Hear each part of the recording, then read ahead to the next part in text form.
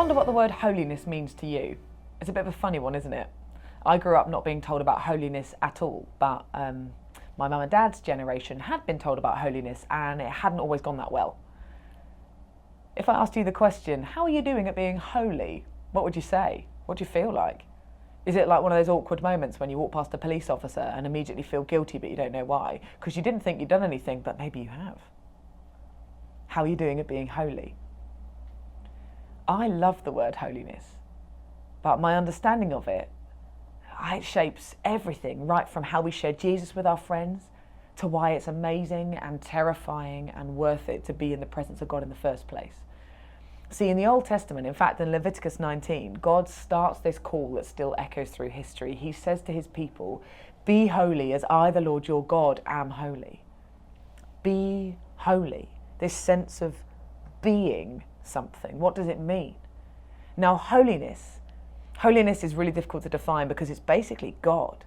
It's the essence of God himself. It's his first name, Holy Spirit. So what is being holy? Well, I think holiness is the transformational presence of God in us, amongst us, that then works through us and spills out into the world.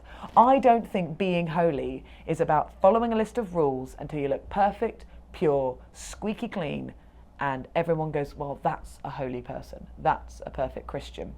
That doesn't even exist. Holiness isn't even mine. I am not holy, but God is holy. And when I get around God, when I join in what God's up to, when I seek my Father, when I follow Jesus, I find caught up in God's presence, the Holy Spirit, I am being made holy as he is holy. My friend Calvin Samuel's a theologian from Antigua, and he's got this really helpful analogy for holiness that I think might help you too. Some people can see holiness like a pair of white skinny jeans. It's something pure, white, precious, and very easy to get dirty. If you're wearing white skinny jeans, you've got to be careful where you sit, what you eat, what you touch, because you've got to keep your whites white. If people see holiness like white skinny jeans, you're very cautious not to do the wrong thing in case you mess your whites up. Holiness is fragile, delicate, shiny, but a bit too perfect. What if holiness isn't the white skinny jeans? What if holiness is the bleaching agent that made the jeans white in the first place? What if holiness is that thing that you pour out on dirt and it shines everything up? Suddenly, holiness isn't something special and protected. You're like, oh my goodness, don't touch it. Holiness becomes this transformative presence that you go, pour this thing out where it's needed the most. Bleach is dangerous. If you spill that on your blue jeans, you're in big trouble. You've changed your trousers forever. What if holiness is meant to be shared? What if holiness is meant to be spotted in the most dark places where the light and salt and goodness of God can most clearly be seen? This changes the way that we approach this "be holy as I am holy" invitation. Suddenly, you're not afraid to hang out with people that don't know Jesus, that they might make you dirty, taint you, ruin your jeans. Instead, you pray, Holy Spirit, fill me, that my presence amongst my friends might be transformative, that people might sense the presence of Jesus in my words, my actions, and the fact that the Spirit of God and the fire of God lives in me. We're not afraid anymore of doing the wrong thing in case we've broken our holiness. No, we stand in God's presence and say, God, make me like daughter, like son, like father, like daughter. Father, make me like you, make me holy that I might be holy. And holiness, it spreads everywhere.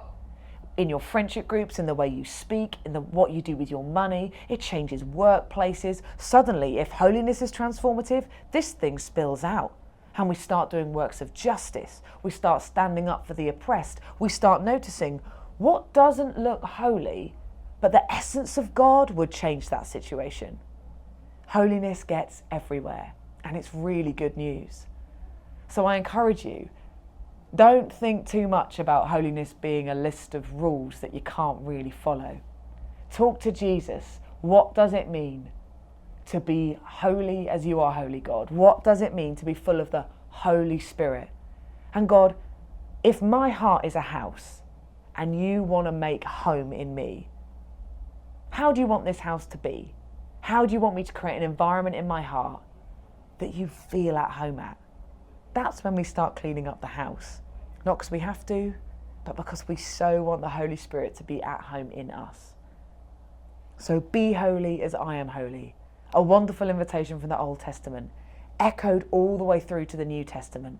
Something Jesus took so seriously, but he saw it as transformative. And anyone that came into contact with Holy Spirit, they had a response and a reaction too. So go spill bleach everywhere. Not really, don't really do that. But don't worry too much about your white skinny jeans. Worry more about standing in the presence of God and then see what he does in you and through you and out into the world. Go be holy.